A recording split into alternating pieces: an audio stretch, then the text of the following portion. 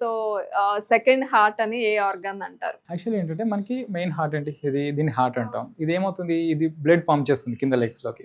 మళ్ళీ అది కింద నుంచి పైకి రావాలంటే మన లెగ్ మజిల్స్ కాంట్రాక్ట్ చేయాలి, లెగ్ మజిల్స్ వర్క్ చేయాలి. మన కాఫ్ మజిల్ని సెకండ్ హార్ట్ అనొచ్చు, లెగ్ మజిల్స్ని. సో ఏమవుతుంది, కిందకు వచ్చిన బ్లడ్ మళ్ళీ పైకి పంప్ అవ్వాలి కదా. సో ఇక్కడ ఏమవుతుంది, ఈ సెకండ్ హార్ట్ మన లెగ్ మజిల్స్ సరిగా అంటే మనకి even leg movements leg exercises సరిగా లేకపోవడం వల్ల ఏమవుతుంది అంటే now days long sitting jobs ఎక్కువ అండి, డెస్క్ టాప్ జాబ్స్ ఎక్కువ. చాలామంది ఏంటంటే లాంగ్ సిట్టింగ్ ప్రొఫెషన్స్ ఉంటాయి, వీళ్ళకి ఫిజికల్ యాక్టివిటీ ఉండదు, లెగ్ మూవ్మెంట్స్ తక్కువ ఉంటాయి. వీళ్ళలో నవ్ డేస్ కామన్గా ఏం చూస్తున్నామంటే ఒక క్లాట్ అనేది ఫామ్ అవుతుంది అనమాట. దాన్ని డీబీటీ అంటాం, డీప్ వెయిన్ థ్రోంబోసిస్ అంటాం.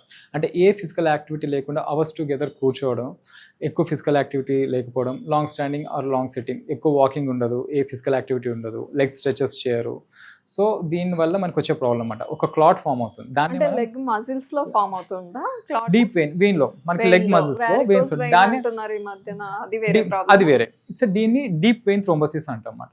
అక్కడ ఒక క్లాట్ అనేది ఫామ్ అవుతుంది. ఈ క్లాట్ అక్కడ ఉంటే పర్వాలేదు, కానీ ఈ క్లాట్ బ్రేక్ అయ్యి చాలా వరకు ఏంటంటే పైకి వచ్చేసే ఛాన్సెస్ ఉంటాయి. మన లంగ్స్లోకి వచ్చింది అనుకోండి, దాన్ని పల్మనరీ ఎంబోలిజం అంటాం అన్నమాట. It's a dangerous condition.